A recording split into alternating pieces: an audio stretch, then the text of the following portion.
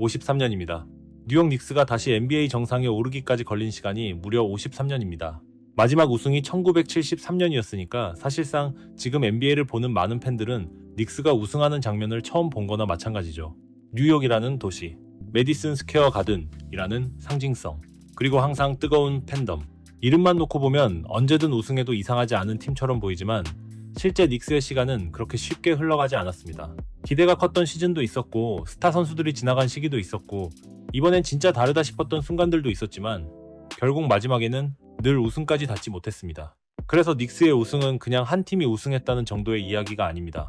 53년 동안 이어진 기다림이 끝난 사건이고 뉴욕이라는 도시가 다시 NBA의 중심으로 돌아온 순간입니다.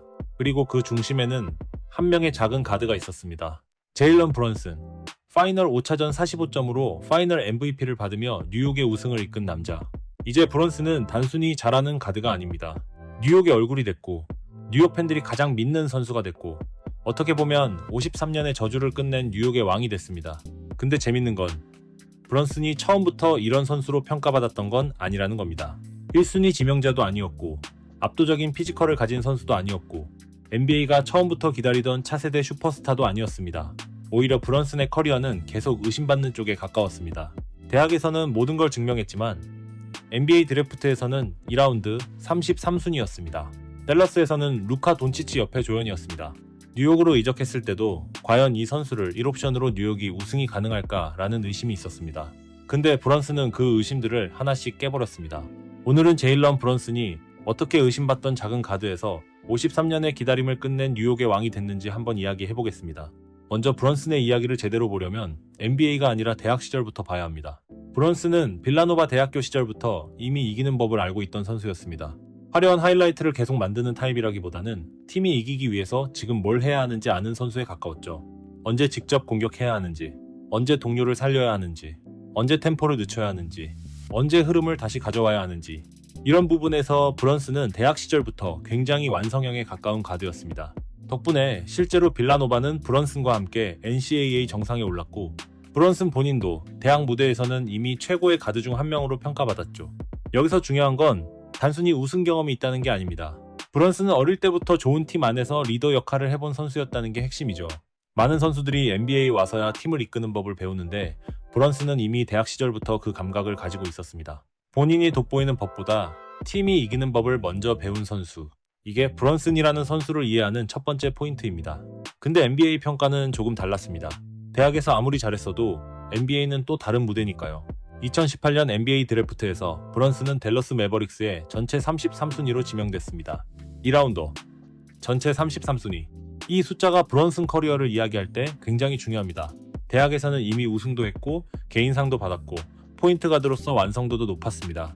하지만 NBA 팀들은 그를 프랜차이즈를 바꿀 슈퍼스타로 보지는 않았고 그건 어떻게 보면 당연한 일이었습니다. 포지션 대비 사이즈가 좋은 것도 아니고 운동 능력이 최상위 수준인 것도 아니고 엄청난 스피드로 수비를 찢어버리는 타입도 아니었습니다. 좋은 선수인 건 알겠는데 NBA에서도 에이스가 될 수 있을까? 플레이오프처럼 수비가 강해지는 무대에서도 통할까? 작은 가드가 진짜 1옵션으로 팀을 끌고 갈 수 있을까? 이런 의심이 계속 따라붙을 수밖에 없었습니다. 그래서 브런슨의 NBA 커리어는 시작부터 증명의 연속이었습니다. 대학에서 증명했지만 NBA에서는 다시 증명해야 했습니다. 그리고 그 첫 번째 무대가 댈러스였습니다. 브런슨의 NBA 시작은 당연히 주인공이 아니었습니다. 댈러스에는 이미 루카 돈치치가 있었습니다. 루카는 팀의 중심이었고 공격의 시작이었고 모든 시선이 향하는 선수였습니다. 브런슨은 그 옆에서 보조 볼핸들러로 뛰었습니다. 때로는 세컨 유닛을 이끌고 때로는 루카가 쉬는 시간에 경기를 정리하고 때로는 루카 옆에서 필요한 순간 득점을 해주는 역할이었습니다. 말 그대로 조연이었죠. 근데 이 시간이 브런슨에게는 정말 중요했습니다. 왜냐하면 여기서 브런슨은 NBA에서 살아남는 법을 배웠기 때문입니다. 부족한 피지컬을 굉장히 낮은 무게중심으로 수비수와의 컨택을 버텨내고 침착한 풋워크와 페이크로 수비의 타이밍을 빼앗는 방법을 발전시켜 나갔습니다. 브런슨의 농구의 아이덴티티는 결국 타이밍이었죠. 이게 처음 보면 덜 압도적으로 보일 수 있지만 플레이오프처럼 수비가 강해지고 공격 하나하나가 무거워지는 무대에서는 이런 타입의 가드가 진짜 까다롭습니다. 왜냐하면 이런 유형의 선수들은 쉽게 흔들리지 않기 때문이죠. 상대가 강하게 압박해도 브런슨은 자기 속도를 잃지 않습니다. 상대가 강하게 부딪혀도 자기 리듬을 유지합니다. 수비가 한 발 먼저 움직이면 그 반대 타이밍을 쓰고 도움 수비가 오면 무리하지 않고 동료를 봅니다. 댈러스 시절 브런슨은 그렇게 정상에 도달하기 위한 수련을 이어나갔습니다. 그리고 2022년 여름 브런슨은 뉴욕 닉스로 향합니다. 계약 규모는 4년 1억 400만 달러. 지금 와서 보면 오히려 엄청 좋은 계약처럼 보이지만 당시에는 지금과 분위기가 조금 달랐습니다. 브런슨이 좋은 선수라는 건 모두가 알고 있었지만 이 선수가 정말 뉴욕의 1옵션에 어울리는지, 루카 옆에서 뛰던 선수가 혼자 팀을 이끄는 역할도 해낼 수 있을지, 뉴욕이라는 빅마켓이 주는 압박감을 버틸 수 있을지 의문이었죠. 뉴욕은 늘 슈퍼스타를 원하던 도시였습니다. 압도적인 이름값과 화려한 플레이를 선보이는 리그를 대표하는 선수를 원했죠. 근데 닉스의 선택은 2라운드 출신의 작은 가드였고 팬들은 그 선택에 의문을 가질 수밖에 없었습니다. 그러나 결과적으로 이 선택은 닉스 역사에서 가장 중요한 선택 중 하나가 되었죠. 브런슨은 뉴욕에 와서 단순히 좋은 선수가 된 게 아닙니다. 뉴욕 닉스의 새로운 중심이 되었죠. 공격이 막힐 때, 경기 흐름이 흔들릴 때, 상대 수비가 강하게 압박할 때 닉스는 믿고 브런슨에게 공을 맡길 수 있게 되었습니다. 이 부분은 플레이오프에서 더욱 중요해집니다. 정규 시즌에는 문제가 생기더라도 여러 방식으로 경기를 풀 수 있지만 플레이오프에서는 결국 모든 것들이 단순해지기 때문이죠. 결국 마지막에 공격은 누가 할 것인가? 공격이 잘 안 풀릴 때 누가 책임을 질 것인가? 상대가 모든 패턴을 읽고 나왔을 때 누가 빈틈의 씨를 찾아낼 것인가? 닉스는 오랫동안 이 질문에 확실한 답을 찾지 못했고 우승과 거리가 멀었습니다. 하지만 브런슨이 온 뒤 답을 찾아 나가기 시작했죠. 브런슨은 운동 능력으로 수비를 찢는 선수는 아니지만 수비를 읽는 능력이 탁월하고 뛰어난 밸런스로 상대 수비와 부딪혀 공간을 만들어내고 원하는 위치에서 공격을 가져가면서 상대의 타이밍을 완벽히 뺏어내고 상대의 무리한 수비를 요구합니다. 이런 플레이는 그리 화려해 보이지 않을 수 있지만 팀 입장에서는 가장 믿을 수 있는 공격입니다. 브런슨은 그렇게 뉴욕의 공격을 책임지기 시작했습니다. 그리고 뉴욕 팬들은 점점 브런슨이 공을 잡으면 기대하기 시작했죠. 그리고 그건 진짜 에이스, 뉴욕의 왕이 되기 위한 조건이기도 합니다. 잘할 때만 환호받는 선수가 아니라 어려울 때 공을 맡길 수 있는 선수, 상대가 알고도 막기 어려운 자기만의 리듬을 가진 선수. 브런슨은 뉴욕에서 그런 선수가 됐습니다. 그리고 2026년 브런슨은 결국 가장 큰 무대에서 모든 의심에 답합니다. 뉴욕 닉스는 NBA 파이널 무대에 올랐고 긴 기다림 끝에 우승을 향해 달려갔습니다. 닉스의 마지막 우승은 1973년이었습니다. 그 이후 53년 닉스 팬들은 너무 오랫동안 기다렸습니다. 좋은 시즌도 있었습니다. 기대를 모은 선수들도 있었습니다. 다시 올라갈 것처럼 보인 순간도 있었습니다. 하지만 끝내 우승까지 닿지는 못했습니다. 그 긴 시간 동안 뉴욕의 우승은 계속 미뤄졌습니다. 그리고 마침내 브런슨이 그 기다림의 끝에 섰습니다.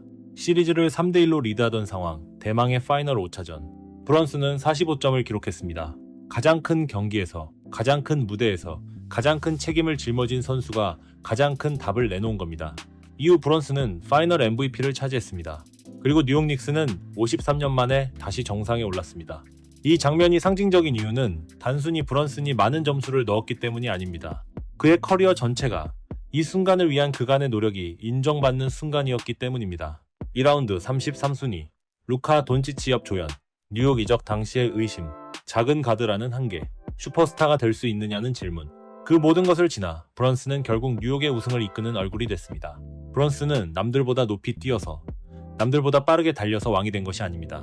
그는 자기만의 신념을 잃지 않았고 자기 방식으로 수비를 무너뜨렸고 가장 중요한 순간에 팀을 책임져 왔습니다. 끝없이 증명해야 했던 선수. 대학에서는 최고의 포인트 가드인 걸 증명해야 했고 드래프트 이후에는 NBA에서도 통한다는 걸 증명해야 했고 돈치치 옆 조연 이상의 선수라는 걸 증명해야 했고 뉴욕에서는 우승팀의 리더가 될 수 있다는 걸 증명해야 했습니다. 그는 타고난 왕이 아니라 스스로의 능력을 증명해서 왕이 된 선수입니다. 뉴욕은 53년을 기다렸고 브런슨은 그 기다림을 끝내주었습니다. 53년의 저주를 끝낸 남자. 자신의 한계를 하나씩 넘어선 뉴욕의 왕, 제일런 브런슨. 여러분은 지금 브런슨을 역대 NBA 최고의 가드 중 어디쯤이라고 생각하시나요? 브런슨의 우승은 단순한 반짝 활약일까요? 아니면 새로운 시대의 시작일까요? 댓글로 여러분의 생각을 남겨주세요. 오늘의 농썰남 스토리는 여기까지입니다. 시청해주셔서 감사합니다.